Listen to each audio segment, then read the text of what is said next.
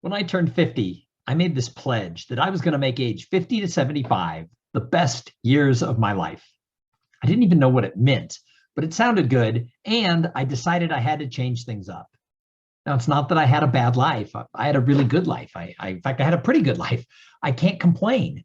But I realized that if I was at the halfway part of my life, and my dad lived to be 99, so I was right there in the middle. If I was at the halfway point of my life, I needed to take control and do some things differently. So for the past 5 years, I have lived by this whole idea that I'm going to make age 50 to 75 the best years of my life. And under that, there's a whole bunch of other things that I've done.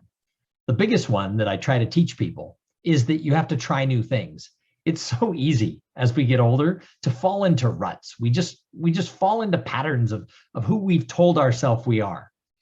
All of us write narratives in our mind about everything. If we don't know something for sure, we fill in the blanks by filling in a story. And we all do it about ourselves as well. And I decided I was going to change that. So I got really focused on throwing out the narrative and trying new things with everything that came my way. Now, another thing I've done is I've gotten much more into nature and spirituality. Now, some of you may say, Tom, did you get all woo-woo on us here in the second half of your life? Well, I might have. But I'm really trying to experience things differently. I started studying Taoism, and I can't really describe Taoism to you. I haven't studied it enough to be able to be an expert on what this means. But there's two things about it that really have resonated with me and impacted my life as I'm trying to live differently in this second half.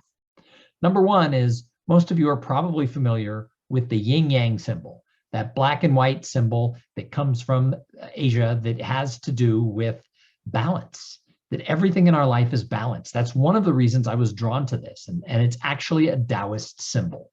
And so I love the idea of realizing that where there's black, there's white. Where there's good, there's bad. Where there's night, there's day. That everything in our life is going to have some form of balance. The other thing I've learned from my study of Taoism is about water. If you think about water, water is one of the softest things that are out there. And yet water can also have fury. It can carve entire canyons. It can cause destruction. So water itself has both the yin and the yang. But the interesting thing about water is no matter where you find it, it always flows downhill to the lowest point it can. The other thing about water, water will take the form of whatever container you put it in. And these are things that I'm trying to incorporate into my life. Now, I know that probably doesn't make a lot of sense to you, but as I'm working with other people who are looking at this second half and what can they do to sort of change up what they're doing, I'm really into this whole idea of Eastern philosophy, spirituality, and finding that balance in your life and connecting with nature all at the same time, which is another principle of Taoism. So I don't have any answers for you in this video. I just know that a lot of people tend to be searching for starting over at 50, making life better in the second half. And a lot of people are telling me they're watching these little short videos that I'm making with a tip here and there. So I'm trying hard to continue to make these videos and put some things out there. And if you'd like to talk about this, feel free to reach out to me. It's just Tom, T-H-O-M, @tomsinger.com.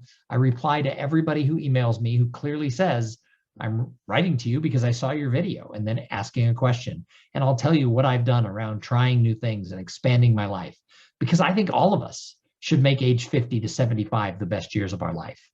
I think all the experts, the gurus, the people who are teaching out there so much about Generation X, Generation Y, the millennials, and the Gen Zs, they're putting their focus on the wrong part of our population. You see, the people who are 50 and up, they're the people who have expendable money. So why aren't people paying attention to those people? And they're also people who have great experience. Someone told me the other day, and this person was in their early 20s, that, oh, companies aren't hiring anyone who's 50. Well, if that's true, then companies have gotten stupid, because there's something that comes along with experience and wisdom that's really important. So if you're entering this 50 to 75 age range of your life, or if you're already there and you just want to empower yourself, there are things that you can do, and I'm here to help you.